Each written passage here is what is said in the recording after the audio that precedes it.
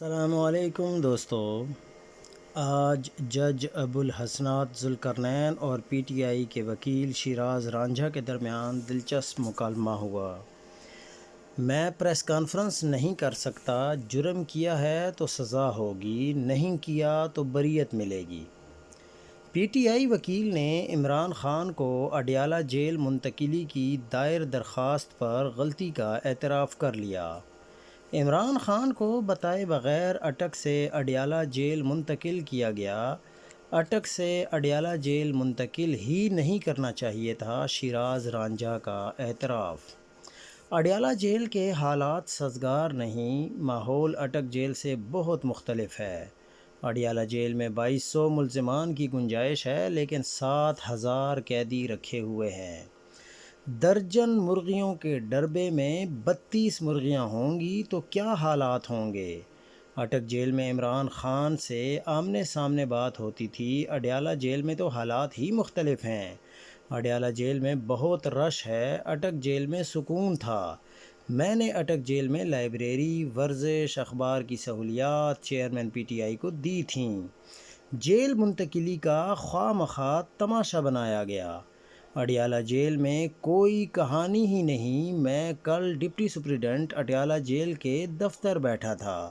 میرے سامنے سے 70 ملزمان گزرے، میری تو پیٹرول کی پوری ٹینکی لگتی تھی، لیکن اٹک جیل میں سماعت آسانی سے ہوتی تھی۔ نوٹ کر لو سب۔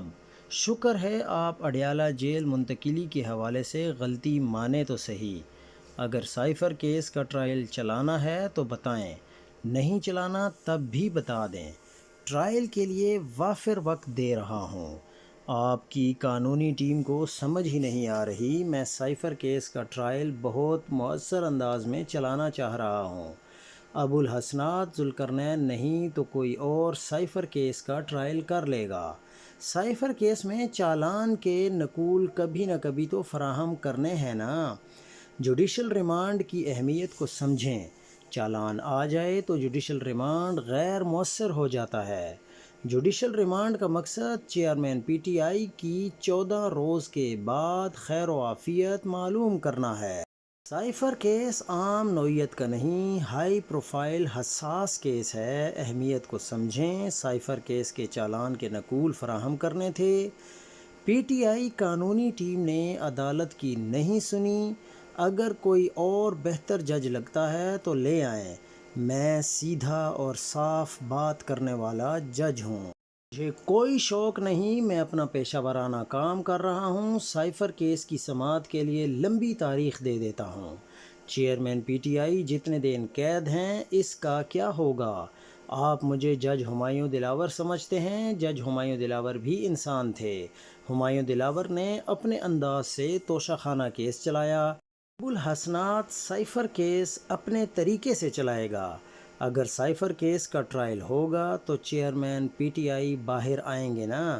مجھے بتائیں، اب تک سائفر کیس کی سماعت کیا مؤثر انداز میں نہیں ہوئی؟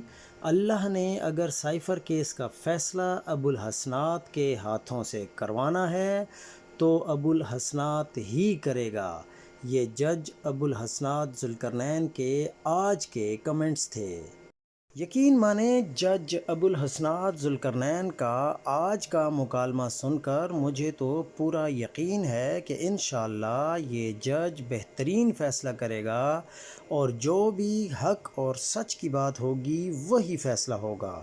اس لیے میں پاکستان تحریک انصاف کے تمام ورکرز کو یہ کہنا چاہتا ہوں کہ آپ بالکل اطمینان رکھیں، انشاءاللہ جو بھی ہوگا بہتر ہوگا۔